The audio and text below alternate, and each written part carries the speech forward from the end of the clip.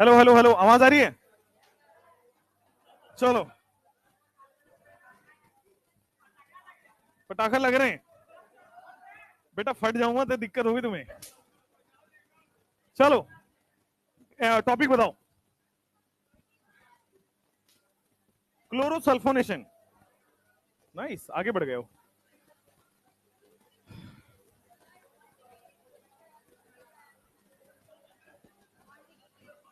Bonding. हाँ हाँ हाँ। टोटल टोटल लिखते हैं 1 डिग्री। टोटल जितने 1 डिग्री हैं सारे। हाँ भाई, शांत शांत शांत शांत शांत। थांबा थांबा। Control control. तो दिवाली का उत्साह आपके अंदर दिख रहा है अभी से, है ना? ठीक है। वेडनेसडे, वेडनेसडे को कौन कौन है यहाँ पे पटना में? इतने सारे लोग हैं पटना में, तो घर क्यों नहीं जा रहे हो? घर जाओ, घर जाओ। चलो चलो चलो, इतने सारे लोग हैं तब नहीं बता रहा। अब आओ नेक्स्ट। ए, ये सब मत करो। तो अगर वेडनेसडे को आप यहाँ हो तो आप मेरे साथ दिवाली मना सकते हो, है ना? लेकिन इतने सारे लोग नहीं, घर मेरा छोटा है। Condition condition condition condition condition तो सुनो। वो पहला कंडीशन की वो मेल कैंडिडेट होना चाहिए। दूसरा कंडीशन, कंडीशन नंबर 2, नहा के आना पड़ेगा, है ना? कंडीशन नंबर 3, बदबू नहीं आनी चाहिए बस से। चलो, हो गया। चलो पहले पढ़ लेते हैं, फिर बाकी की डिस्कशन करेंगे।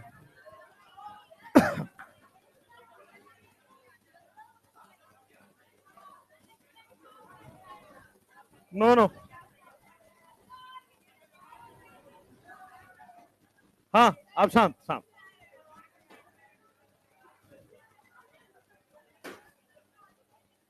कहाँ बैठे हो सब?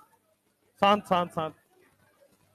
हाँ भाई, तो कंडीशन नंबर नेक्स्ट था ये कि 5,000-5,000 रुपए लेके आना है घर पे, तब एंट्री मिलेगी। तो ये बिजनेस आइडिया था मेरा।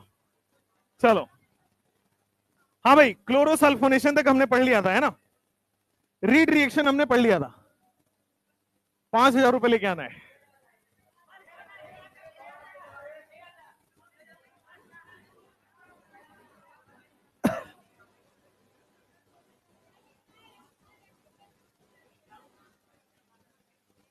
ये हमने पढ़ लिया है। हैलोजिनेशन के बाद नाइट्रेशन हमने पढ़ लिया है। सल्फोनेशन हमने पढ़ लिया है।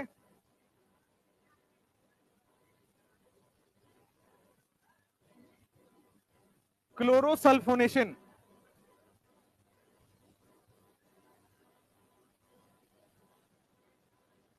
हाँ शांत शांत।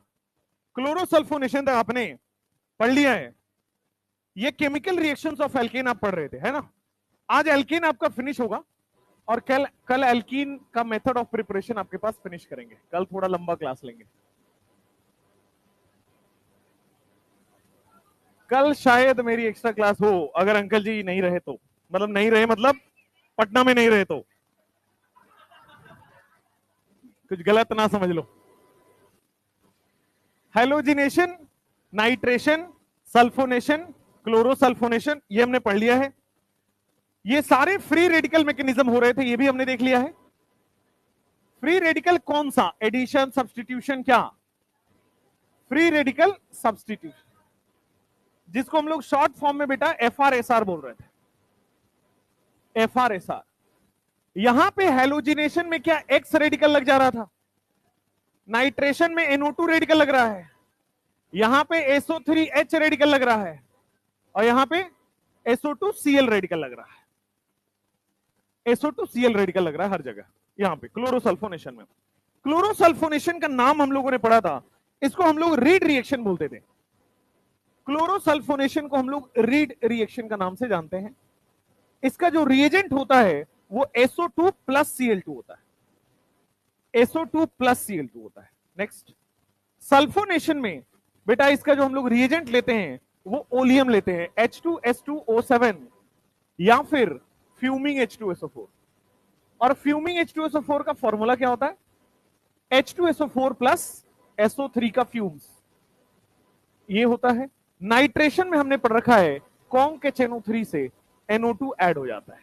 और हैलोजिनेशन में हमने पढ़ रखा है X2 in the presence of HNu, sunlight, UV 300 से 500 डिग्री सेल्सियस, है ना। आज हमें पढ़ना है इसके बाद हमने कंबशन लिखा था कॉपी में, तो फिफ्थ हमें रिएक्शन पढ़ना है कंबशन। कंबशन एक बार आप पढ़ चुके हो, दोबारा बस रिवीजन के तौर पे आपको कंबशन पढ़ना है, ठीक है। कंबशन आपको हीट ऑफ कंबशन के दौरान मैंने आपको पढ़ाया था। तो आइए कंबशन क्या था इसके बारे में देख लेते हैं। कंबशन में एल्केन का कंबशन, एल्कीन का कंबशन, एल्काइन का कंबशन, तीनों कंबशन एक साथ देखते हैं। तो एल्केन का कंबशन, क्या आपके पास CnH2n+2 ये एल्केन का फॉर्मूला होता है? कंबशन कराना मतलब ऑक्सीजन की प्रेजेंस में जलाना, ऑक्सीजन की प्रेजेंस में फायर लगाना, आग लगाना इसके अंदर। तो देखो कितने मोल ऑक्सीजन लगेंगे ताकि ये कंप्लीटली जल पाए, ये मैंने लिखवाया हुआ है। अगर एल्केन होता है तो 3n+1/2 मोल ऑक्सीजन लगता है।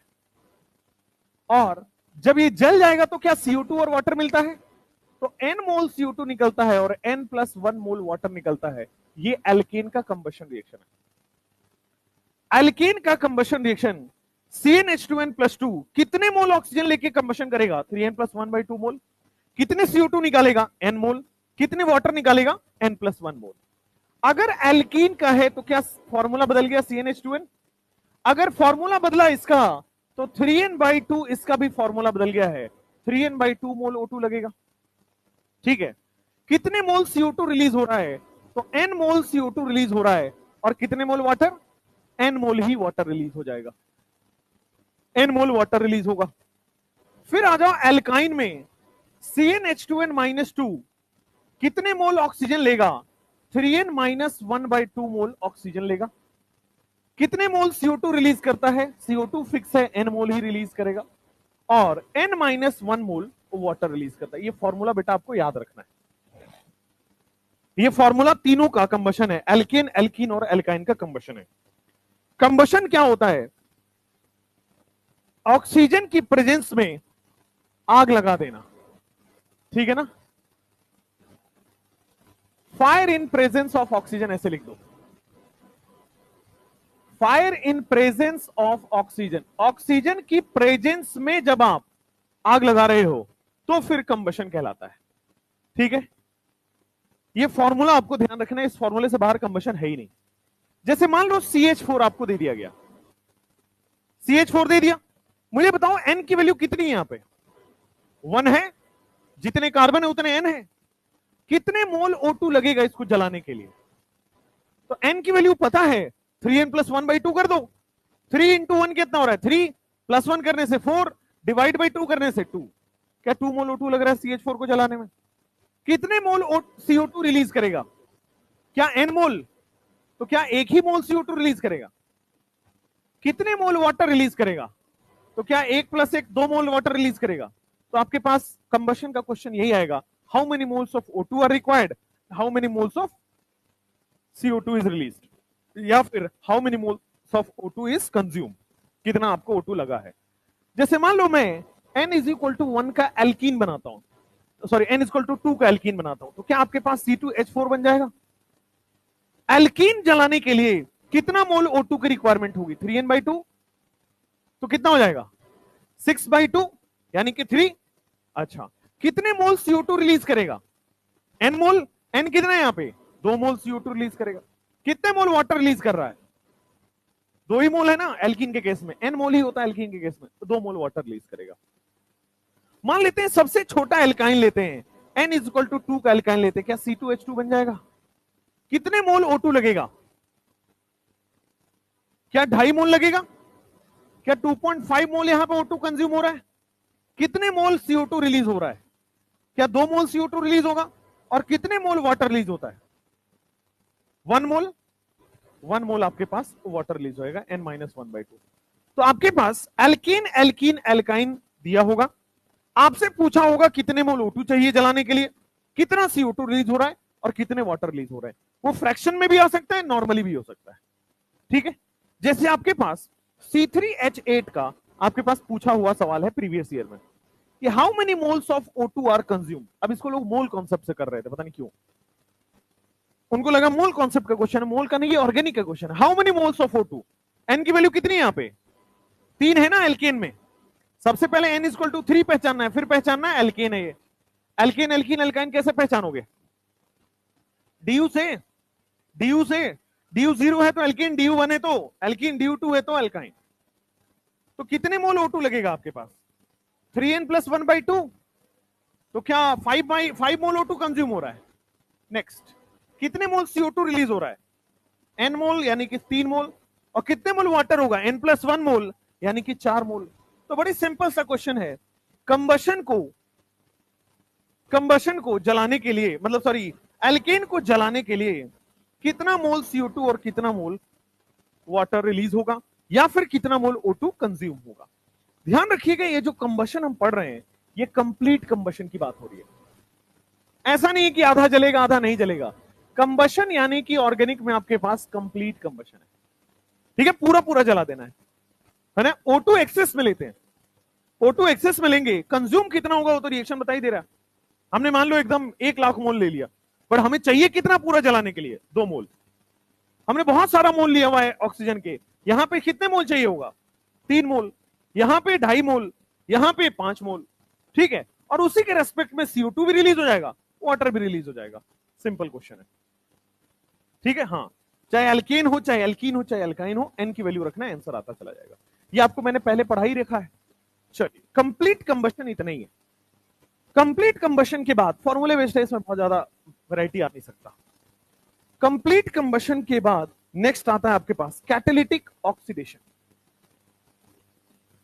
कैटालिटिक ऑक्सीडेशन, देखो कैटालिटिक ऑक्सीडेशन का क्वेश्चन आएगा एग्जाम में तभी होगा जब आपको याद हो, नहीं तो किसी से नहीं होगा, आपसे भी नहीं होगा। ठीक है, ये नॉर्मल ऑक्सीडेशन से अलग है। हम लोग अल्कोहल में, एल्डिहाइड की टोन में दोनों जगह कंप्लीट ऑक्सीडेशन पढ़ेंगे, उससे ही अलग है। ठीक है, एनसीईआरटी में सेपरेट लाइन लिखा हुआ है, तो ये याद होगा तभी होगा, नहीं याद होगा, नहीं क्लिक करेगा तो होगा ही नहीं। और ये आपके साथ नहीं, सब पूरे नीट देने वालों के साथ ये प्रॉब्लम है। तो लिख लो फटाफट से इसको। कंप्लीट कंबशन के बाद हेडिंग डालेंगे कैटालिटिक ऑक्सीडेशन। Catalytic oxidation. आपकी छुट्टी वेडनेसडे पढ़ा के होनी चाहिए थी। मेरा एक क्लास खा गया, बताओ जल्दी जल्दी जल्दी। तुम क्या पटाखे बजा रहे थे बाहर? पटाखे बजा रहे थे बाहर, तो लेट क्यों हुए?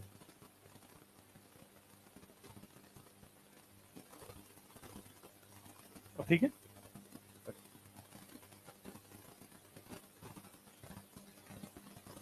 हाँ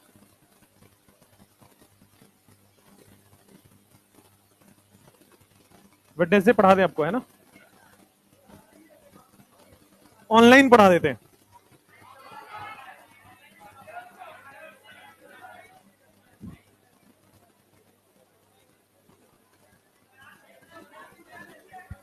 ठीक है चलो।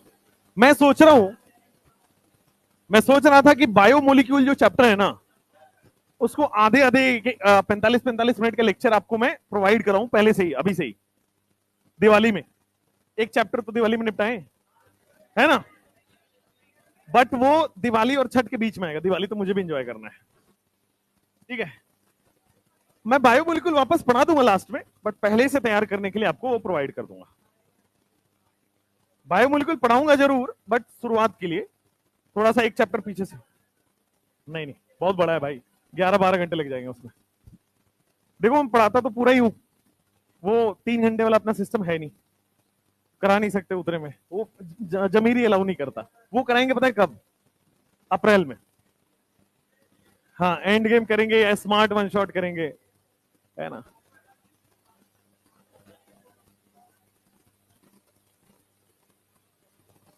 हो गया ये, लिखो कैटेलिटिक ऑक्सीडेशन। क्या इसमें है, क्या क्या कर रहे हो इतना?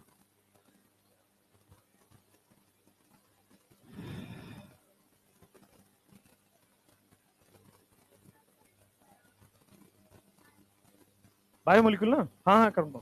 आपने बायोलॉजी में पढ़ लिया है? नहीं पढ़ा बायोमोलिक्यूल? पढ़ने के बाद थोड़ा हेल्प होता वैसे।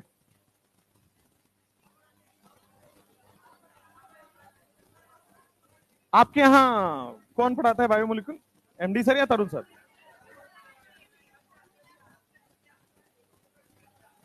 मतलब वो लवारिस चैप्टर कोई पढ़ा देता है?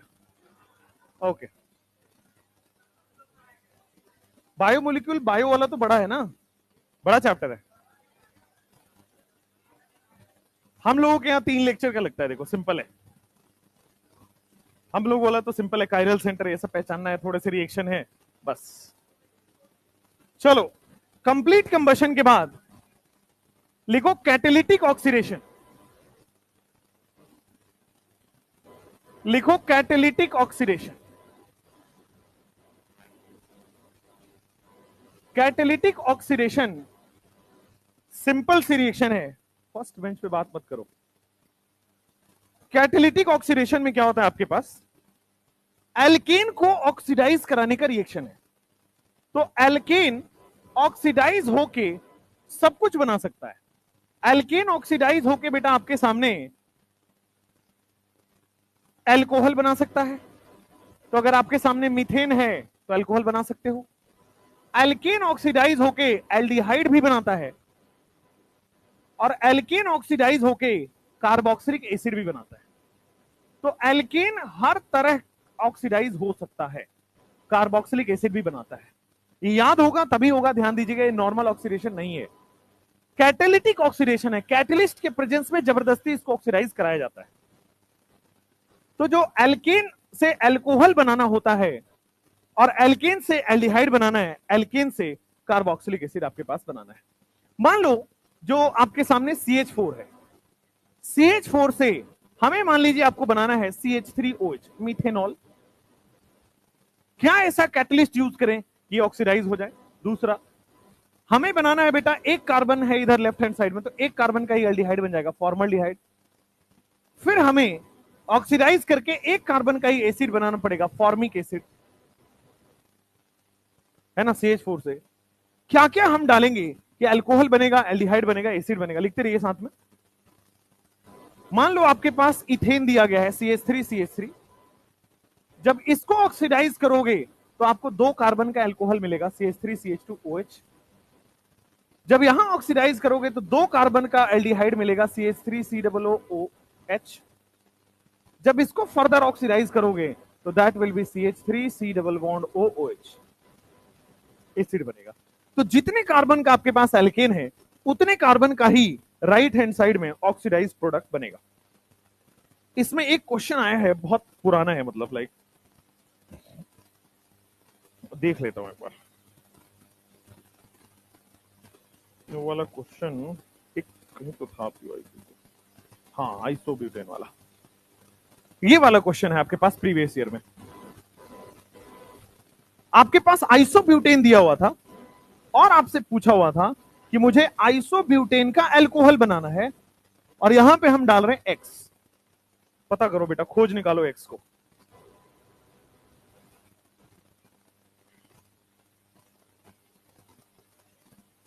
अब देखो, सबसे पहले एल्कीन से जब आपको अल्कोहल बनाना होता है तो कैटलिस्ट के बिना नहीं होगा। नॉर्मल ऑक्सीडेशन नहीं कि ऑक्सीजन ऐड किया ऑक्सीडेशन हो गया, कैटलिस्ट लेना पड़ता है। कौन सा कैटलिस्ट लेना पड़ता है? तो एक तो रेड लेना पड़ता है, रेड के बाद हॉट भी लेना पड़ता है, और आयरन भी लेना पड़ता है। रेड हॉट आयरन का मतलब समझ रहे हो? आयरन को जब हम वेरी हाई टेम्परेचर पर रखते हो क्या लाल कलर का हो जाता है, तो वही रेड हॉट आयरन है। या फिर रेड हॉट आयरन का ट्यूब लेते हैं, या फिर बेटे रेड हॉट कॉपर ट्यूब लेते हैं। रेड हॉट आयरन ट्यूब या red hot copper tube. Copper को भी जब आप वेरी हाई टेम्परेचर पर रखोगे तो भी वो रेडिश कलर का हो जाता है, ब्राउनिश कलर का हो जाता है वो। तो रेड हॉट आयरन ट्यूब या रेड हॉट कॉपर ट्यूब, उसके प्रेजेंस में अगर आप अल्कोहल को ऑक्सीडाइज करते हो तो अल्केन को ऑक्सीडाइज करते हो तो अल्कोहल बना लेगा। एल्डिहाइड को जब बनाना हो, तो जब एल्डिहाइड बनाना हो तो एक ही रिएजेंट होता है, molybdenum trioxide MO2O3। Molybdenum trioxide MO2O3 याद ही करना है रिएजेंट। एल्केन में अगर हमने मॉलिबेडनम ट्राइऑक्साइड डाला तो एल्डिहाइड बना देगा। एल्केन में अगर हमने मैंगनीज एसीटेट डाला MnCH3COO whole twice, manganese acetate अगर हम डाल देंगे तो वो सीधा एसिड में कन्वर्ट कर देगा। ये तीनों याद करने हैं। एल्केन से अल्कोहल बनाने के लिए आपको रेड हॉट आयरन या कॉपर ट्यूब लेना पड़ेगा। एल्डिहाइड बनाने के लिए मॉलिबेडनम ट्राइऑक्साइड लेना पड़ेगा। एसिड बनाने के लिए मैंगनीज डाइएसीटेट या मैंगनीज एसीटेट आप बोल सकते हैं, वो लेना पड़ेगा। तो ये हो गए आपके पास कैटालिटिक ऑक्सीडेशन। ये तीन ही है रिएजेंट, इसमें ज्यादा है ही नहीं। तो मान लो यहां से अल्कोहल बनाना था तो क्या डालोगे, रेड हॉट आयरन या copper tube, red hot Fe/Cu tube. इस ट्यूब में इसकी रिएक्शन कराते हैं। सोचो कितना हाई टेम्परेचर होता होगा। रेड हॉट आयरन का ट्यूब होता है, उस ट्यूब में हम इसमें ऑक्सीजन से ऐड कराएंगे तो अल्कोहल बन जाएगा। ठीक है। मॉलिबेडनम ट्राइऑक्साइड की प्रेजेंस में जब हम इसकी रिएक्शन कराते हैं तो एल्डिहाइड बन जाएगा। मैंगनीज डाइएसीटेट की प्रेजेंस में जब हम इसकी रिएक्शन कराएंगे तो क्या आपके सामने एसिड बन जाएगा। सेम यहां पे भी होगा। 2 कार्बन के लिए भी रेड हॉट आयरन या कॉपर ट्यूब लिया गया है तो आपके सामने ये अल्कोहल बना देगा। मॉलिबेडनम ट्राइऑक्साइड अगर लिया गया है तो एल्डिहाइड बना देगा। मैंगनीज डाइएसीटेट के प्रेजेंस में क्या बना देगा आपके सामने, एसिड, कार्बोक्सिलिक एसिड। तो यहां पे आप PYQ जो दिया गया था, एक ही आया है आज तक में PYQ। ये क्या है, एक्स कौन है यहां पे, क्या एक्स रेड हॉट है, आयरन या कॉपर ट्यूब? दोनों में से कोई भी ले सकते हो, या तो आयरन के ट्यूब है या तो कॉपर का ट्यूब है। वेरी हाई टेम्परेचर पे रेड हॉट आयरन या कॉपर ट्यूब में अल्कोहल बन जाता है। ये तीन याद रखना होगा। कैटालिटिक ऑक्सीडेशन, क्या? यस, हाँ। 2 कार्बन का बनेगा, कुछ भी प्रोडक्ट हमेशा सेम नंबर ऑफ कार्बन का बनता है।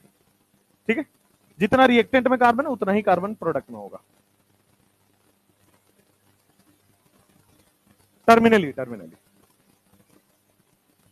जनरली इसको देखा गया है स्मॉलर के लिए, इथेन मिथेन इनके लिए ये करता है काम।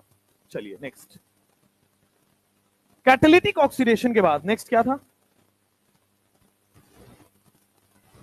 आइसोमराइजेशन। ओके,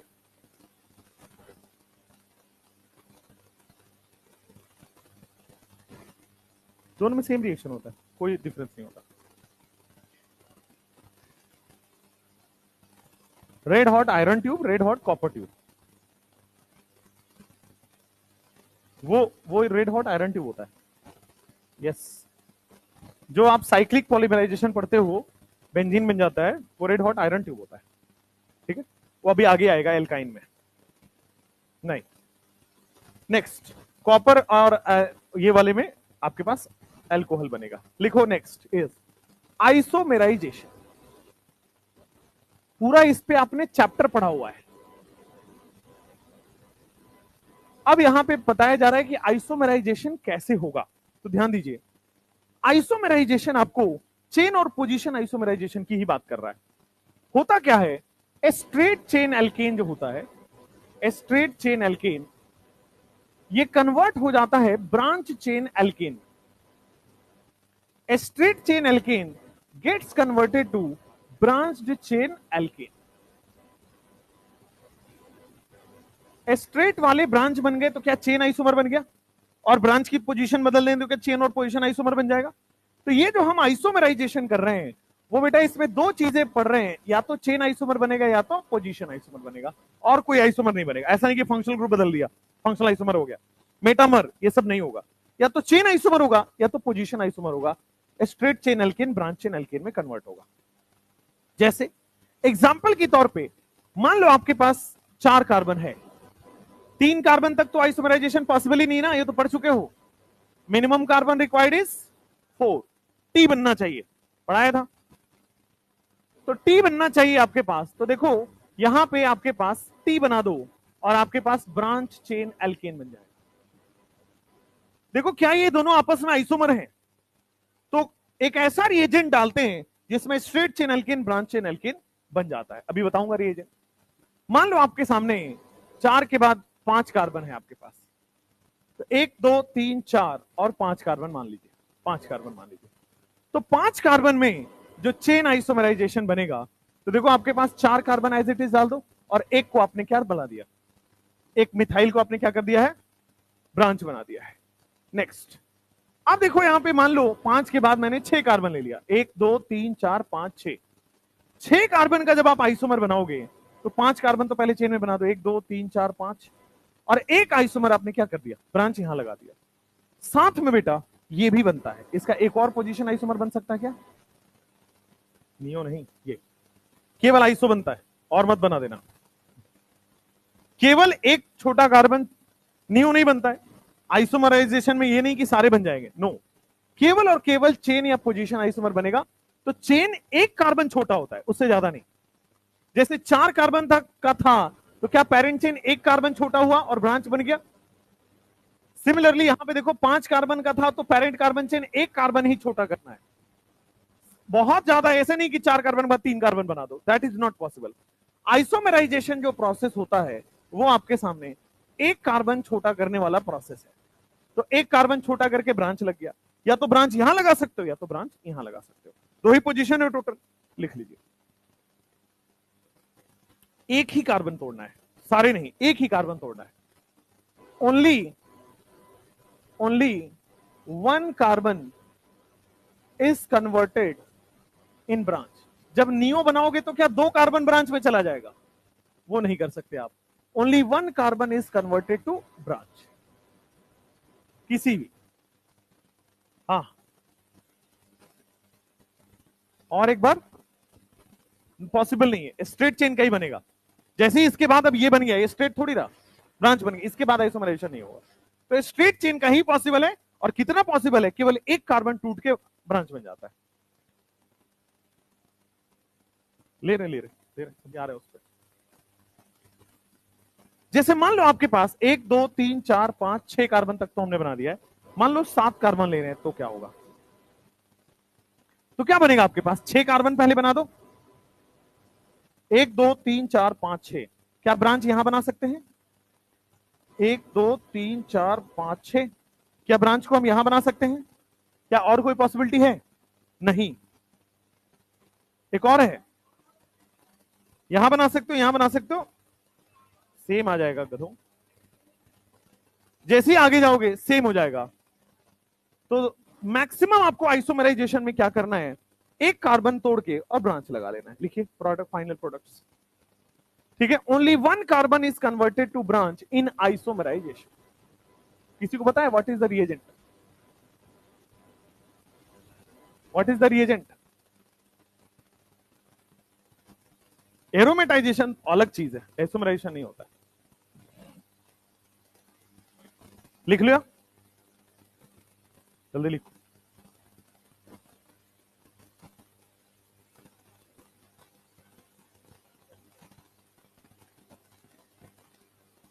शांत रहो।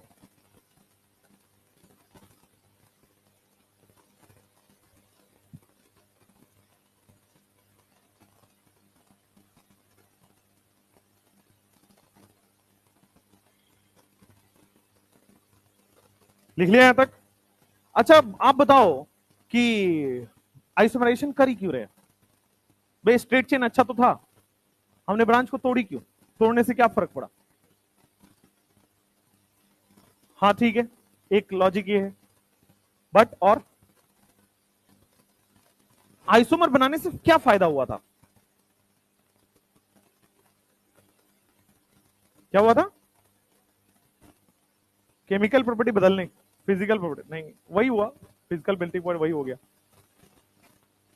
लिखो, देखो मैंने आपको बताया था कि जो हाइड्रोकार्बन है क्या वो फ्यूल की तरह काम में लिया जाता है? एलपीजी, सीएनजी, ये सब फ्यूल होते हैं। जितने भी ब्रांच आइसोमर होते हैं ना, उसमें फ्यूल की क्वालिटी बढ़ जाती है। Branch isomers are good quality fuels और then as compare to straight chain. Reason वही है कि मेल्टिंग बॉइलिंग पॉइंट कम हो जाएगा तो कम टेम्परेचर में ही वो जलने लगेगा। मान लो स्ट्रेट चेन है तो उसका मेल्टिंग बॉइलिंग पॉइंट ज्यादा है तो ज्यादा टेम्परेचर में जाके वो जलेगा, लेकिन ये वाला कम टेम्परेचर पे ही जल जाएगा तो कम टेम्परेचर पे आपको एनर्जी मिल गई। तो ब्रांच आइसोमर बनाने का फायदा यह हुआ कि क्वालिटी ऑफ द फ्यूल बढ़ गया।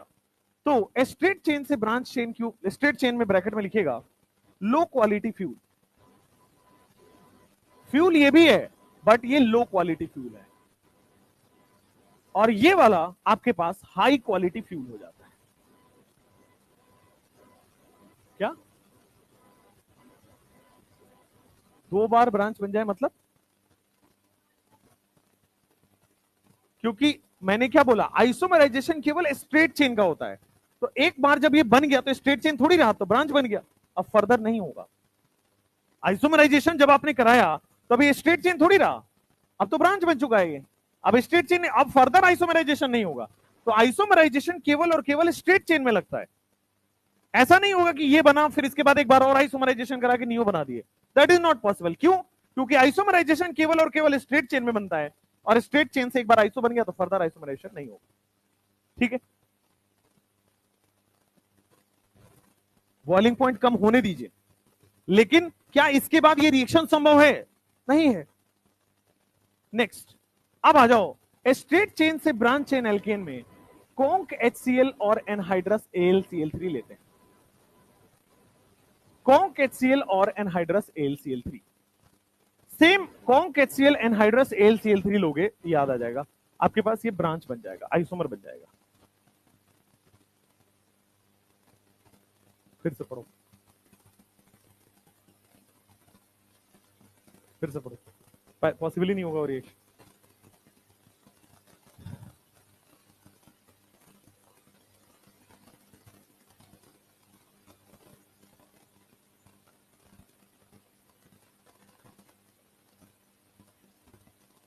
किस वाले में? मॉलिब्डेनम वाले में, एल्डिहाइड, मॉलिब्डेनम ट्राइऑक्साइड। क्या होता है? HCl लिखा है, काट दीजिए, काट दीजिए।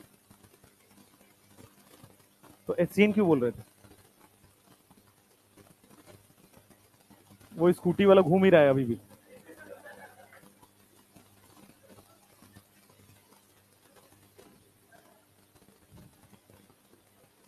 चलो नेक्स्ट, HCl ही है ना, एनसीईआरटी में भी HCl ही दिया हुआ है, HCl नहीं है।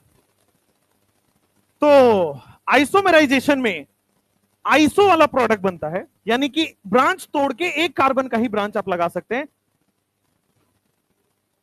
नहीं, रिंग में कन्वर्ट नहीं होगा, हाँ नहीं कर सकते। आ रहे हैं रिंग वाले पे भी आ रहे हैं, एरोमेटाइजेशन पे आ रहे हैं। रिंग नहीं बनता है आइसोमराइजेशन में, ये एक कम होके और फर्दर आपके पास क्या बन जाता है?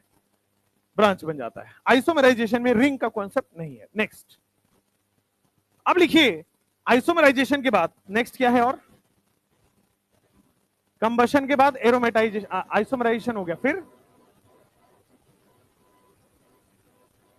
कैटालिटिक वाला भी हो गया। ये लास्ट वाले जितने भी रिएक्शन से बेटे आपको याद ही करने हैं, इसमें कोई बहुत ज्यादा रॉकेट साइंस नहीं है, रटना ही है। एरोमेटाइजेशन आ जाओ, इसके बाद पाइरोलिसिस होगा, है ना। लिखो aromatisation, second last reaction of alkene, aromatisation.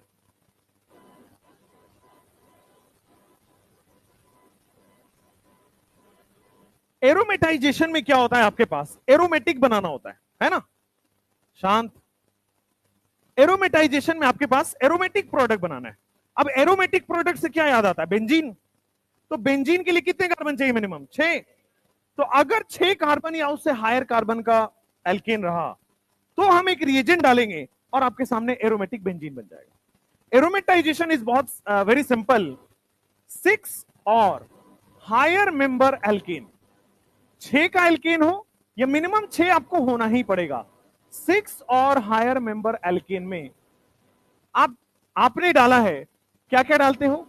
मान लो बेटा आप डालते हो Cr2O3 क्रोमियम ट्राइऑक्साइड, या फिर आप डालते हो वापस से मॉलिब्डेनम ही डाल दो 6 कार्बन वाले में।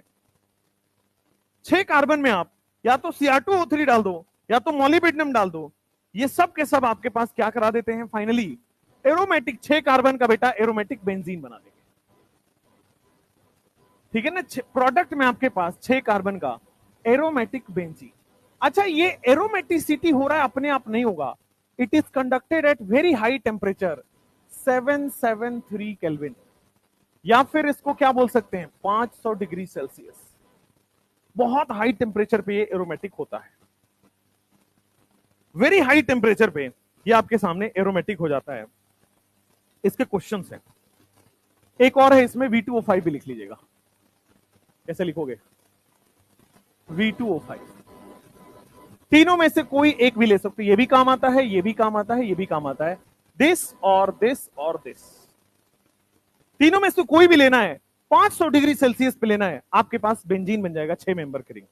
मान लो आपके सामने C7H16 लिखा हुआ है और V2O5 दिया गया है in the presence of 500 degree Celsius.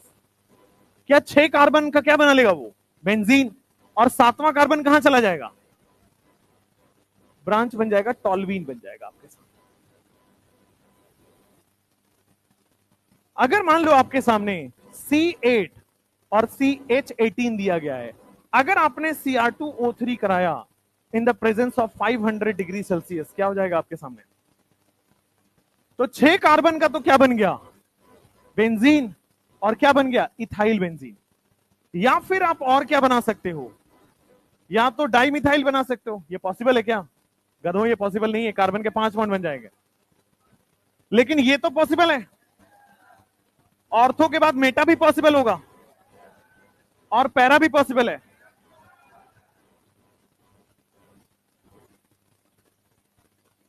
चलो जल्दी लिखो इसको।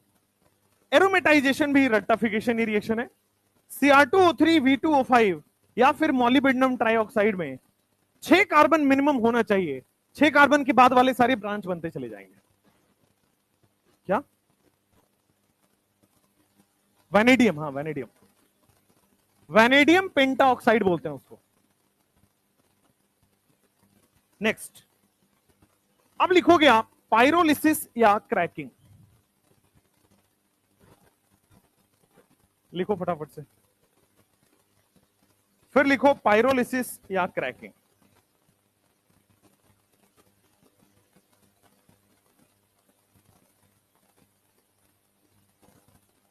Last reaction of alkene is pyrolysis या क्रैकिंग।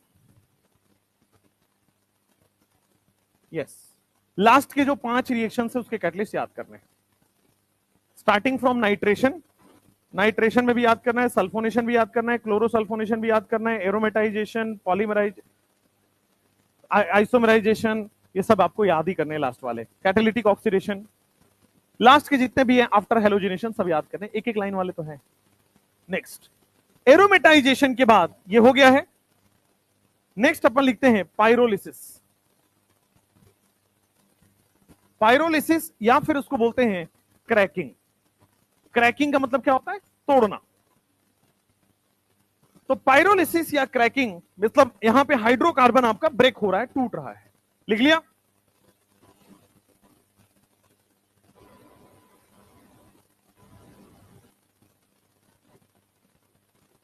पायरोलिसिस, या फिर बेटा आपके पास बोला जाता है क्रैकिंग ऑफ हाइड्रोकार्बन। पायरोलिसिस या क्रैकिंग ऑफ हाइड्रोकार्बन आ लिखे, लिखो एल्केन। एल्केन का रिएक्शन पढ़ रहे हैं तो एल्केन का पायरोलिसिस पढ़ रहे हैं। शांत।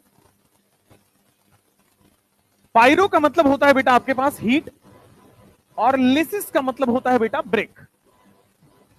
लिसिस का मतलब होता है ब्रेकिंग। तो अगर हीट के प्रेजेंस में कंपाउंड को ब्रेक कर रहे हैं तो उसको बोलते हैं पायरोलिसिस या क्रैकिंग। हीट होना चाहिए, तो यहां पे लिखोगे कि alkanes at 500 degree Celsius. 500 degree Celsius को क्या मैं केल्विन में 773 लिख सकता हूं, तो alkanes at 500 degree Celsius undergo pyrolysis या क्रैकिंग। अगर आप एल्केन को 500 डिग्री सेल्सियस दे दोगे बिना किसी उसमें कैटलिस्ट के, तो ये टूट जाता है, अंडरगो पायरोलिसिस या क्रैकिंग। और जब ये टूटता है तो क्या बनेगा? एल्केन छोटा हो जाएगा, लोअर एल्केन बना लेगा। भाई वहां पे बॉन्ड टूट जाएगा, बॉन्ड टूट जाएगा तो लोअर एल्केन बना लेगा। अगर हाइड्रोजन का बॉन्ड टूटा तो क्या एल्कीन बना लेगा, और साथ में हाइड्रोजन टूटेगा तो क्या H2 गैस बना लेगा। तो बड़े वाले एल्केन टूट के छोटे वाले एल्केन बना लेते हैं। इसमें कोई कैटलिस्ट किसी भी तरह का कोई जरूरत नहीं, सिंपल हीट। हीट कितने पे कर रहे हैं? 500 डिग्री सेल्सियस पे। जैसे मान लीजिए आपके सामने CH4 को हमने क्या किया बेटा, 500 डिग्री सेल्सियस पर रख दिया, तो ये हाइड्रोजन निकल के अपना 2H2 गैस बना लेता है। हाइड्रोजन क्या बना लेगा? 2H2 gas. लेकिन जो कार्बन है क्या वो जल जाएगा 500 पे, और कार्बन जल जाएगा तो क्या बन जाएगा? कार्बन ब्लैक और कोक। जो F2 के साथ हो रहा था, फ्लोरिनेशन में जो F2 के साथ हो रहा था, वही काम यहां भी होगा, जल जाएगा कार्बन। ठीक है, मान लीजिए आपके पास 2 कार्बन का ये है एल्केन। अगर 2 कार्बन का एल्केन लिया, 500 डिग्री सेल्सियस दिया है, कोई रिएजेंट की जरूरत नहीं, कोई कैटलिस्ट की जरूरत नहीं। क्या आपके पास देखो, एक हाइड्रोजन यहां से, एक हाइड्रोजन यहां से टूटेगा तो क्या H2 गैस बन रहा है? सबसे पहले देखो, यहां से कार्बन हाइड्रोजन बॉन्ड टूटा, यहां से कार्बन हाइड्रोजन बॉन्ड टूटा तो क्या बन गया आपके पास? H2 gas. अच्छा, यहां से जब हाइड्रोजन टूटा, यहां से हाइड्रोजन टूटा तो क्या डबल बॉन्ड बन जाएगा? तो H2 गैस बन रहा है। तो देखो सबसे पहले क्या यहां पे एल्कीन बनेगा, और साथ में बेटे H2 गैस बनेगा, प्लस एक बार कार्बन हाइड्रोजन का बॉन्ड टूट जाएगा। अब कार्बन कार्बन तोड़ो, सारे तरह के बॉन्ड तोड़ सकते हो। तो जब कार्बन कार्बन तोड़ोगे तो क्या बन जाएगा? CH4 CH4। तो 2 बार आपको CH4 भी बन जाएगा। तो देखो, हाँ ठीक है, 2 मोल है। अभी समझो इसको कि जब टूटेगा तो कार्बन हाइड्रोजन बॉन्ड भी टूटेगा और कार्बन कार्बन बॉन्ड भी टूटेगा। इस रिएक्शन को क्या बोलते हैं? पायरोलिसिस या क्रैकिंग। जैसे मान लो आपके पास 3 कार्बन का आपके पास एल्केन रहा, 3 कार्बन का एल्केन रहा, और मैंने इसमें दे दिया 500 डिग्री सेल्सियस। तो क्या यहां से कार्बन हाइड्रोजन तोड़ेंगे, यहां से कार्बन हाइड्रोजन तोड़ेंगे तो क्या H2 गैस बनेगा, प्लस यहां से और यहां से हाइड्रोजन निकलेगा तो क्या आपके सामने एल्कीन बन जाएगा? CH3 CH double bond CH2। क्या एल्कीन बना? नहीं बना। अच्छा, क्या मैं इधर से तोड़ूंगा तो सेम एल्कीन बन जाएगा? ठीक है, तो कार्बन हाइड्रोजन मैक्सिमम पॉसिबिलिटी यही है। अब कार्बन कार्बन तोड़ोगे तो क्या बनेगा? एक तरफ इथेन, एक तरफ मिथेन। तो इसमें आपके पास एक तरफ आपके पास इथेन बन गया और दूसरी तरफ क्या बन गया? मिथेन। क्या ये वाला कार्बन कार्बन तोड़ोगे तो सेम ही बनेगा, इधर से इथेन इधर से मिथेन बन जाएगा। चलो ये हो गया। तो हर पॉसिबल प्रोडक्ट आपके पास बनाना है। CH3 CH2 CH2 CH3। मान लो आपके पास ब्यूटेन दिया गया है और 500 डिग्री सेल्सियस टेम्परेचर दिया गया है। तो एक बार आप हाइड्रोजन हाइड्रोजन यहां से तोड़ोगे तो क्या 1 ब्यूटीन बनेगा, एक बार आप हाइड्रोजन हाइड्रोजन यहां से तोड़ोगे तो क्या 2 ब्यूटीन बनेगा। तो 1 ब्यूटीन भी बनेगा, इस बार 2 ब्यूटीन भी बनेगा। तो CH3 CH2 पहले 1 ब्यूटीन बना दिया और H2 गैस, साथ में आपके पास क्या 2 ब्यूटीन भी बन जाएगा, और 2 ब्यूटीन बनने के बाद फाइनली फिर से H2 गैस इवॉल्व हो रहा है यहां पे। नेक्स्ट, मोल्स बहुत सारे निकलेंगे, ठीक है, बता रहा हूं अभी मोल पे। पहले कार्बन कार्बन बॉन्ड तोड़ोगे तो क्या यहां से CH4 बनेगा और लेफ्ट हैंड साइड से प्रोपेन बन जाएगा, और अगर बीच वाला कार्बन कार्बन बॉन्ड तोड़ा तो क्या आपके सामने इथेन भी बन जाएगा, CH3 इथेन बन जाएगा। ठीक है, दोनों साइड से CH3 बन जाएगा। जब दोनों साइड से CH3 बनेगा तो क्या इसके 2 मोल बनेगा, है ना। उसके बाद जब यहां से तोड़ा है तो 1 मोल मिथेन 1 मोल प्रोपेन बन गया। जब बीच से हाइड्रोजन टूटा है तो यहां पे 1 मोल H2 रिलीज हो गया है। ऊपर वाले में आओ, मोल्स देख रहे हैं, एक H यहां से एक H यहां से, तो एक H2 बन गया।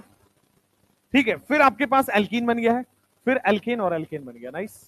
यहां पे आओगे, एक हाइड्रोजन यहां से एक हाइड्रोजन यहां से, तो क्या एक ही H2 बनेगा, एल्कीन बन गया H2 के बाद, और फिर फाइनली यहां पे क्या 2 मोल मिथेन बन सकता है। दैट्स इट, इसके अलावा और कुछ नहीं बनेगा। अब ठीक है, जो कार्बन हाइड्रोजन बॉन्ड टूट रहा है, एक हाइड्रोजन लेफ्ट से एक हाइड्रोजन राइट से, तो एक एक हाइड्रोजन टूट रहा है, H2 तो एक ही मोल बनेगा बस। लास्ट का सेकेंड देखो, सबसे पहले वाले में क्या किया, पहला प्रोडक्ट यहां और यहां से हाइड्रोजन हटाया, तो हाइड्रोजन हटा के ये वाला एल्कीन बन गया। दूसरा वाला प्रोडक्ट बनाने के लिए मैंने यहां से हाइड्रोजन हटाया है, तो देखो 2 ब्यूटीन बन के H2 निकल गया। तीसरे वाले के लिए मैंने इसको तोड़ा है, कार्बन कार्बन तोड़ दिया, तो क्या इधर से CH4 बन रहा है, इधर से CH4 बन रहा है, और इधर से क्या प्रोपेन बन रहा है। सही था?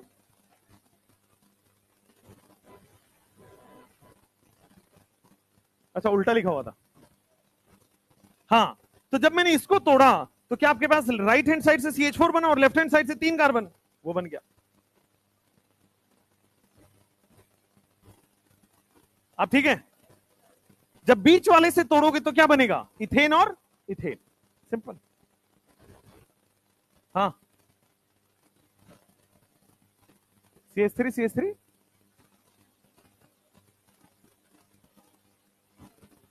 सुनाई नहीं दे रहा, जोर से बोलो। हाँ, ये वाला देखो, 500 डिग्री सेल्सियस पे बोला जाता है कि सारे बॉन्ड टूट जाएंगे। तो क्या पहले कार्बन हाइड्रोजन हाइड्रोजन वाला बॉन्ड टूटा तो क्या एल्कीन बन जाएगा और H2 बन गया। ठीक है, अब कार्बन कार्बन तोड़ो, तो बीच से तोड़ोगे तो इधर कितने कार्बन का एल्केन है, एक, इधर कितने कार्बन का एल्केन है, एक, 2 मोल से H4 बन गया। मिक्सचर ऑफ प्रोडक्ट बनता है। जब आप 500 डिग्री सेल्सियस पे हीट करोगे तो वेट थोड़ी करोगे कि हाइड्रोजन टूट रहा है कार्बन टूट रहा है, एक साथ सारे टूट जाएंगे वो। क्या? हाँ, अरे भाई, ये टूट के एल्कीन भी बना, क्या इसके एक ही मोलिक्यूल थोड़ी लेते हैं, 10 की पावर 23 मोलिक्यूल होता है। हाँ, सारे मोलिक्यूल, कुछ मोलिक्यूल बेटे एल्कीन बनाएंगे, कुछ मोलिक्यूल बेटे एल्केन बनाएंगे। आप लोग इतना दिमाग ना लगाया करो, पहले तो है नहीं है तो। हाँ, और बताइए, और डाउट कहां पे, यहां पे इन्होंने ही कराया प्लस।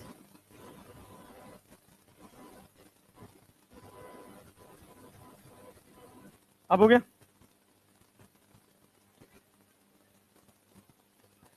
सेकंड में CH4 2 मोल कैसे बना, एक बार बताओ जरा। अगर मैं यहां पे ये वाला बॉन्ड तोड़ता हूं तो क्या लेफ्ट से और राइट से 2 बार कार्बन नहीं बनेगा, 2 बार एल्केन। हाइड्रोजन तो आया कहां से बेटा, H2 रिएक्शन में बहुत सारे बन रहे हैं तो ऐड भी हो जाएगा। चलो, एल्कीन, यस, एक साथ इतने सारे, क्योंकि आप एक मोलिक्यूल नहीं लेते हो, एक मोल लेते हो, एक मोल में बहुत सारे मोलिक्यूल होंगे, 10 की पावर 23 मोलिक्यूल होंगे। कुछ मोलिक्यूल ये बना लेगा, कुछ मोलिक्यूल ये बना लेगा, कुछ ये बन जाएगा, मिक्सचर ऑफ प्रोडक्ट बनता है।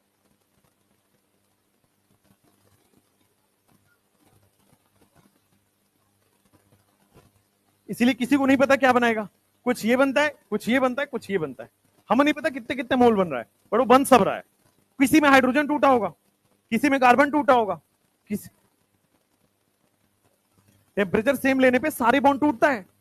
तो हाइड्रोजन टूट के क्या बना होगा, ये, कार्बन टूट के क्या बना होगा, ये, हो सकता है ये भी फर्दर टूट के इसमें कन्वर्ट हो जाए, पर थोड़ी देर के लिए बनेगा तो ये भी, वही लिखा गया है, ऑल पॉसिबल प्रोडक्ट्स लिखा गया है।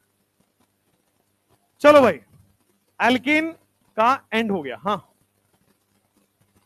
भाई, ये ना, ये मैं आपको बता देता हूं, एक सेकंड रुको, सुनो सुनो, ये 33 साल में आज तक एक बार भी नहीं आया, इसको इतना सीरियसली नहीं लेना है ना, कि सर ये कैसे हो रहा है रिएक्शन में, है ना, इसको इतना, ये एनसीईआरटी, सुनो, एनसीईआरटी की बस ये लाइन है, ठीक है, वो तो गनीमत मानो कि हमने करा दिया। हाँ, आप पूछो वहां पे। हाँ, CH4 में हाँ बन गया, H2 निकल गया। भाई 4 हाइड्रोजन है ना, 4 हाइड्रोजन से कितने निकलेंगे, 2 मोल, चारों हाइड्रोजन टूटेंगे ना। भाई कार्बन CH4 के पास, ये कैसा डाउट है, चारों 4 हाइड्रोजन है, तो ये और ये टूट के H2 बना लिया, ये और ये टूट के दूसरा मोल H2 बना लिया, सारे ही बॉन्ड टूट रहे हैं। चलो,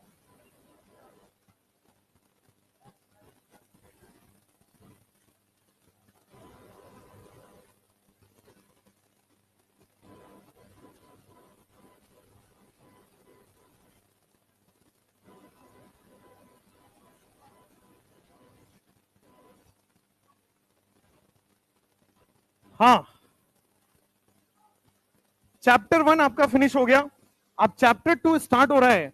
चैप्टर 2 में मेजॉरिटी रिएक्शन जो आपके ऑर्गेनिक के हैं, शांत होकर सुन लो, बाहर तो नहीं जाना आपको, तो शांत शांत होकर बैठ जाओ।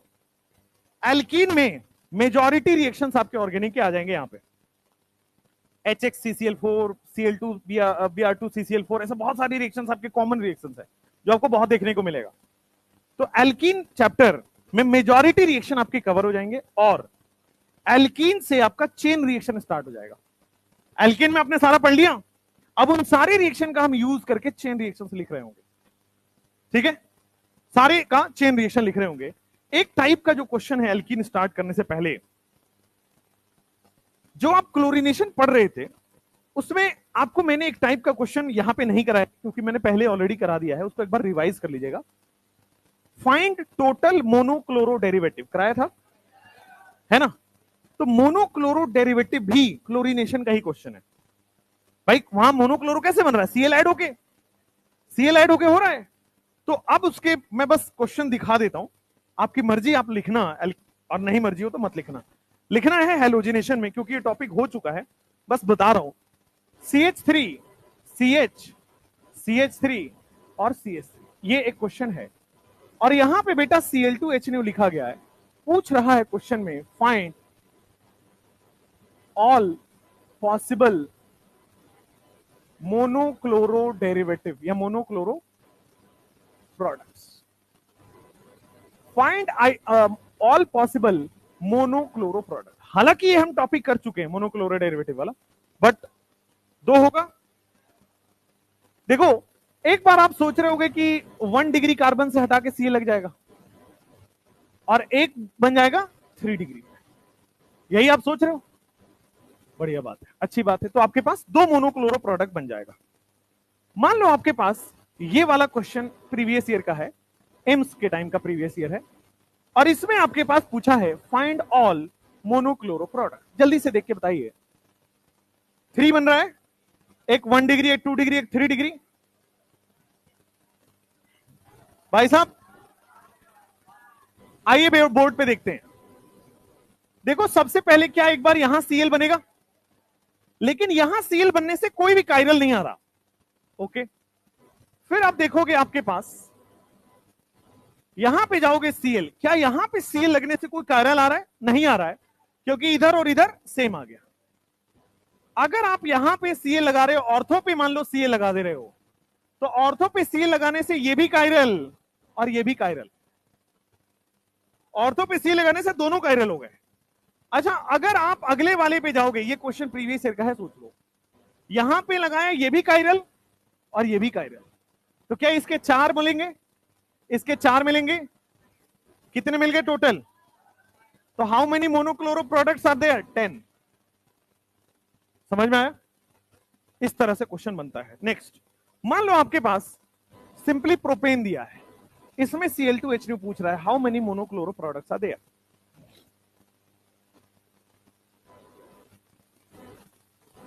इसमें मोनोक्लोरो प्रोडक्ट्स बनाइए सब लोग, write monochloro products, write monochloro products.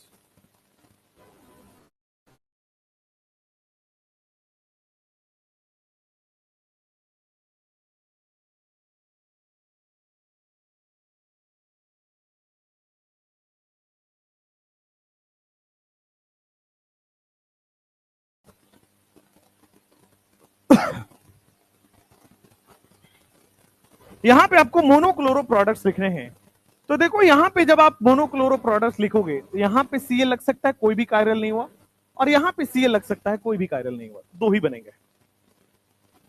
इसमें आप देखोगे तो 1 2 3, यहां पे एक बार सीएल लग सकता है, जब आप बीच में सीएल लगाओगे तो क्या ये कायरल हो गया, और कायरल हो गया तो टोटल कितने बनेंगे? 3 हो गया। इसका 2 हो रहा है, इसका 10 हो रहा है, इसके 2 हो रहा है। इस वाले में जब आप बनाओगे 10 बन रहे हैं। आइए देख लेते हैं, कोई भी कायरल नहीं बना अभी तक, तो 1 डिग्री पे लगाने पे कायरल नहीं बना। एक बार 2 डिग्री पे लगाते हैं, क्या कोई कायरल बना? ये वाला तो बन गया, ये कायरल नहीं है, दोनों सेम आ गया। नेक्स्ट, यहां पे लगाने पे अभी भी कोई कायरल नहीं है।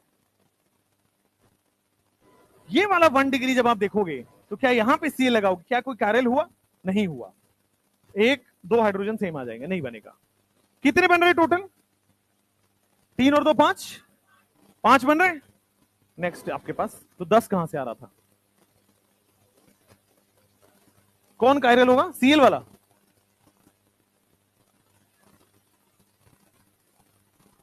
लास्ट वाले में कायरल है, यस ट्रू। यहां पे देखो मिथाइल है या क्लोरो है या इथाइल है या एच है, यस। तो कितने हो गए? 2 2 4 और 2 6 हो गए, तभी 10 तो नहीं हुआ। नेक्स्ट अब आ जाओ, जब आप कायरल सेंटर यहां बना रहे हो, मान लो आपने यहां पे Cl लगाया, क्या कोई कायरल बना? नहीं बन गया। जैसे ये Cl लगाया, क्या ये वाला कायरल हो गया? देखो इधर इथाइल, इधर मिथाइल, इधर क्लोरो और एक हाइड्रोजन, चौथा हाइड्रोजन। अब आप 2 डिग्री पे लगाओ, मान लो 2 डिग्री पे मैंने Cl लगाया, क्या कायरल हो गया? ये वाला कायरल हो गया और ये वाला भी कायरल हो गया। नेक्स्ट जब आप आगे की तरफ Cl लगाते हो तो क्या यहां पे ये कायरल नहीं हुआ? दोनों इथाइल सेम हो गया। जब आप आगे की तरफ लगाओगे इधर यहां पे तो क्या कायरल हुआ? नहीं हुआ। दोनों इथाइल सेम है, और कोई पॉसिबिलिटी नहीं है। कितने कायरल हो गए? दो यहां से 4 6 7 और 8, टोटल 8 मोनोक्लोरो प्रोडक्ट्स बनेंगे। इस वाले में आप देखोगे तो इस वाले में आपके पास कितने मोनोक्लोरो बन रहे हैं? एक बार Cl यहां लगेगा, कोई भी कायरल नहीं हुआ क्योंकि दोनों इथाइल सेम है। एक बार यहां पे कायरल लगेगा तो देखो ये वाला कायरल हो जाएगा बस, और कायरल नहीं होगा। ठीक हो गया। एक बार जब आप 3 डिग्री पे लगाओगे तो आपके पास Cl लगेगा, ये भी कायरल नहीं हुआ। तो 2 और 2 4, how many monochloro products are there? 4, 4 monochloro products होंगे।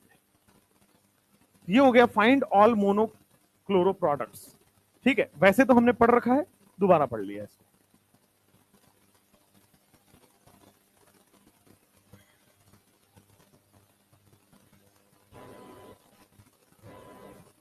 Find all monochloro products.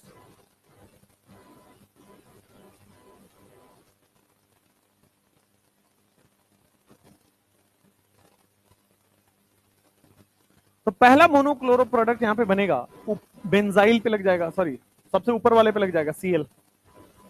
ठीक है, यहां पे कोई भी कायरल नहीं हुआ। दूसरे वाले पे Cl लगाया, कोई भी कायरल नहीं हुआ।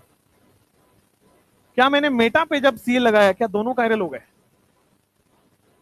ऑर्थो पे लगाया तो मेटा पे भी लगाया तो भी आपके पास दोनों कायरल हो गए। पैरा पे कोई भी कायरल नहीं होगा, पैरा पे दोनों साइड सेम सेम आ जाएंगे। तो 4 4 8 9 10 11, टोटल कितने हो गए? यहां पे 11 प्रोडक्ट्स आ गए।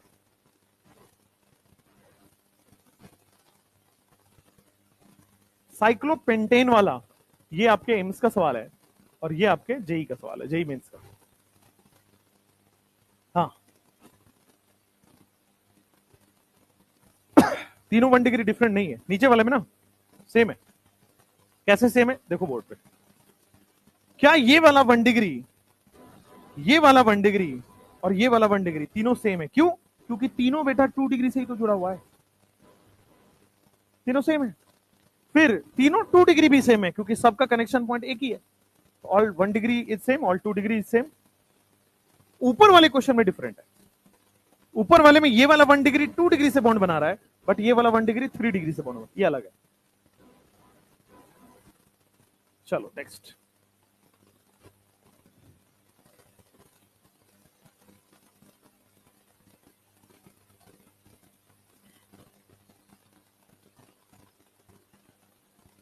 लिखो method of preparation of alkene. Method of preparation of alkene. जैसे आपने एल्केन में मेथड ऑफ प्रिपरेशन पढ़ा, बहुत सारी रिएक्शंस पढ़ा, वो आपके पास आ चुका है। वैसे ही अब आप एल्कीन के पढ़ोगे मेथड ऑफ प्रिपरेशन। ठीक है, करें?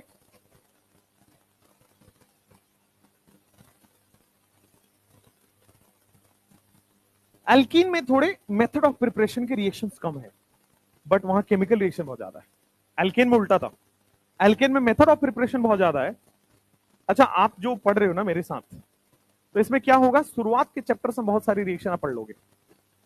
आप देखो एल्डिहाइड कीटोन के भी रिएक्शन मैंने एल्केन में पढ़ाया आपको, ठीक है, कार्बोक्सिलिक के भी रिएक्शन आपको पढ़ाए। तो जब आप लास्ट में जाओगे तो सब पता चलेगा तो हो रखा है। इसीलिए शुरुआत में लगता है कि थोड़ा ज्यादा है, बट लास्ट में जाके ले गए तो कुछ है ही नहीं चैप्टर में, सब तो पढ़ा हुआ है। कार्बोक्सिलिक एसिड आपको बता दूं 20% कवर हो गया एल्केन में, और 20% कवर हो जाएगा एल्कीन में, आएगा सब सारे फिजिकल प्रॉपर्टीज एक साथ हाइड्रोकार्बन के, ठीक है। एक पेज में चार्ट बनवा देंगे, एल्केन का भी, एल्कीन का भी, एल्काइन का भी, एरोमेटिक का भी, सबसे लास्ट। अब लिखो, तो इसमें ये होगा कि आपके पास सारे रिएक्शंस अगले चैप्टर वाले वो आते जाएंगे, तो आगे वाले चैप्टर्स आसान हो जाएंगे। उस समय केवल नेम रिएक्शन पे फोकस करना रहेगा, उस समय छोटे छोटे रिएक्शंस नहीं देखने, उस समय एल्डोल, कैनिजारो, पर्किन, ये सब पे फोकस करना है, ठीक है। चलिए नेक्स्ट इज एल्कीन का मेथड ऑफ प्रिपरेशन, लिखेंगे चैप्टर 2 में मेथड ऑफ प्रिपरेशन। चार्ट बना लीजिए।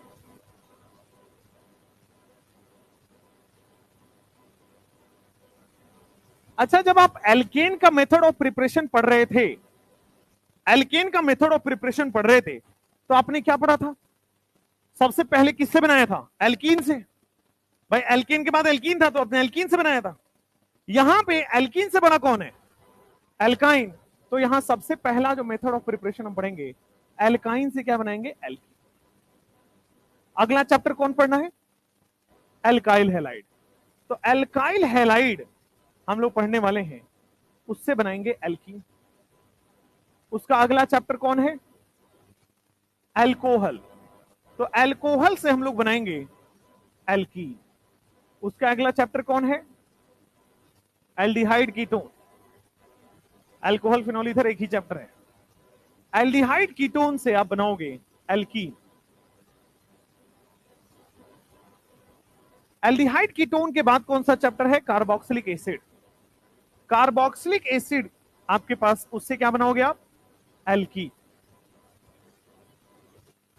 फिर अमाइन से कुछ भी नहीं बनता, amine is a independent chapter. Amine से कुछ नहीं बनता, आपने अमाइन से एल्केन थोड़ी पढ़ा है, तो अमाइन से कुछ भी नहीं बनता, वो अपना अलग ही है। कार्बोक्सिलिक एसिड के बाद 5 ही है टोटल आपके पास, इसमें ग्रिग्नार्ड भी नहीं आता, ठीक है, अच्छी चीज है। तो आपके पास टोटल 5 मेथड ऑफ प्रिपरेशन है, 5 ही है, 5 ही है। एस्टर से भी लिख लीजिए, कार्बोक्सिलिक एसिड में ही कवर हो जाएगा, बट उसको हम लोग अलग से देखेंगे। एस्टर से एल्कीन बनाना है तो हम लोग कैसे करेंगे? 6 मेथड ऑफ प्रिपरेशन है, जिसमें पहला, दूसरा और तीसरा ही स्टार है, बाकी तो सब नॉर्मल वन लाइनर रिएक्शन है। 1, 2, 3 में आपके पास टाइम लगेगा, बाकी वन लाइनर रिएक्शन है। आज हम करेंगे सबसे पहला वाला, एल्काइन से एल्कीन बनाने का प्रोसेस। आसान है, आप पढ़ चुके हो।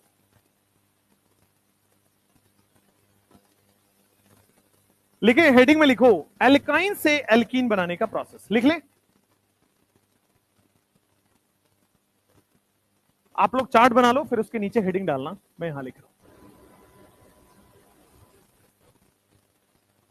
सबसे पहले हम लोग पढ़ने जा रहे हैं एल्काइन से एल्कीन। अब ध्यान रखना, जैसे आपने हाइड्रोजनेशन को ध्यान से पढ़ा हुआ है, सेम लेवल का ध्यान यहां लगना चाहिए, वरना अधूरा रहेगा हाइड्रोजनेशन। इसको पढ़ने के बाद हाइड्रोजनेशन कंप्लीट हो जाता है। ये पढ़ लो, इसके बाद हाइड्रोजनेशन कभी नहीं आएगा पूरे ऑर्गेनिक में। देखो एल्काइन में क्या होता था मेरे पास, क्या C ट्रिपल बॉन्ड C होता था एल्काइन, और मुझे इस बार क्या बनाना है? एल्काइन से बना देना है बेटे एल्कीन। तो ट्रिपल बॉन्ड से डबल बॉन्ड कन्वर्ट करना है, कैसे होगा?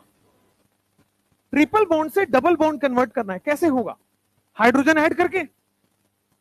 लेकिन मान लो अगर मैंने इसमें H2 निकल डाल दिया तो क्या होगा? H2 निकल डाल दिया तो जितने भी पाई बॉन्ड है सारे कन्वर्ट कर देगा, तो ये एल्कीन थोड़ी बनेगा, एल्कीन बन जाएगा। अगर मान लो मैंने H2PD डाल दिया तो ये सारे के सारे पाई बॉन्ड को तोड़ के सिंगल बना देगा, तो ये एल्कीन थोड़ी बनेगा, एल्कीन रूप बनेगा। सिमिलरली H2PT डाल दिया तो क्या ये एल्कीन बनेगा? H2 रानी निकल में क्या ये एल्कीन बन जाएगा? तो अब हमें रिएक्शन को बीच में रोकना है। भाई अगर हमने हाइड्रोजनेशन कर दिया, H2 निकल, H2 प्लैटिनम, H2 पैलेडियम, तो क्या जितने पाई बॉन्ड थे सारे सिंगल बॉन्ड में कन्वर्ट हो जाएंगे? हाइड्रोजनेशन में हमने पढ़ा हुआ है। लेकिन हमें तो रिएक्शन को बीच में रोकना पड़ेगा। अच्छा, बीच में रोकने के लिए क्या करते हैं हम? कैटलिस्ट को पॉइजन कर देते हैं। What do you mean by poisoning of catalyst? अब ये समझो, हमने आपको क्या बोला था कि जैसे मान लो कैटलिस्ट था, आपको मैंने उसका याद आ रहा होगा, मैकेनिज्म ऑफ हाइड्रोजनेशन का याद आ रहा होगा। मैकेनिज्म ऑफ हाइड्रोजनेशन में क्या बेटा, मेटल सरफेस पे हाइड्रोजन का एडजॉर्प्शन हुआ था और यही हाइड्रोजन जाके एल्कीन में एक साइड से जुड़ जा रहा था। ठीक बात है। अब क्या होगा, मैंने क्या किया, इस कैटलिस्ट को ना पहले से पॉइजन कर दिया। पॉइजन का मतलब इस कैटलिस्ट सरफेस पे पहले से कुछ कुछ चीजें मैंने भर दी। कैटलिस्ट सरफेस पे मैंने बताया था ओपन पोर्स होते हैं, उसी पोर्स में रफ सरफेस की वजह से हाइड्रोजन जाके क्या होता है, एब्जॉर्ब हो जाता है। बट अब हाइड्रोजन में मैंने उसमें कैटलिस्ट में मैंने पहले से कोई लेयर लगा दिया। आप ऐसा समझो, एक हाइड्रोजन का रफ सरफेस था, मैंने उसके ऊपर एक लेयर लगा दिया। अब लेयर लगाने के बाद क्या वो सरफेस पे हाइड्रोजन चिपक पा रहा है? नहीं। तो हाइड्रोजन, मैंने कैटलिस्ट को क्या कर दिया, पॉइजन कर दिया।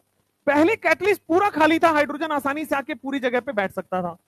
बट अब हमने क्या किया है, बहुत सारी जगह पे पॉइजनिंग कर दी, कुछ कुछ कुछ कुछ चीजें इसमें भर दी है। अब भरने से क्या हुआ, हाइड्रोजन के बैठने की जगह नहीं है।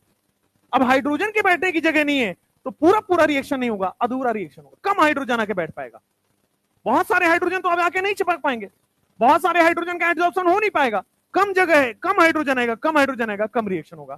तो कैटलिस्ट की पॉइजनिंग करने से क्या हुआ कि कैटलिस्ट के सरफेस पे कम जगह है, कम जगह है तो कम हाइड्रोजन आके उस पर चिपक रहा है, और कम हाइड्रोजन अगर चिपका हुआ है तो कम हाइड्रोजन ही ऐड होगा, और कम हाइड्रोजन ऐड होगा तो बेटा कम रिएक्शन होगा, कम रिएक्शन होगा तो ये रिएक्शन डबल बॉन्ड पे जाकर रुक जाएगा, आगे रिएक्शन ही नहीं होगा। ठीक है। लेकिन अगर मान लो पॉइजन नहीं है, मान लो कैटलिस्ट फ्री H2 निकल है, तो क्या ये रिएक्शन रुकेगा या चलता रहेगा सिंगल बॉन्ड तक?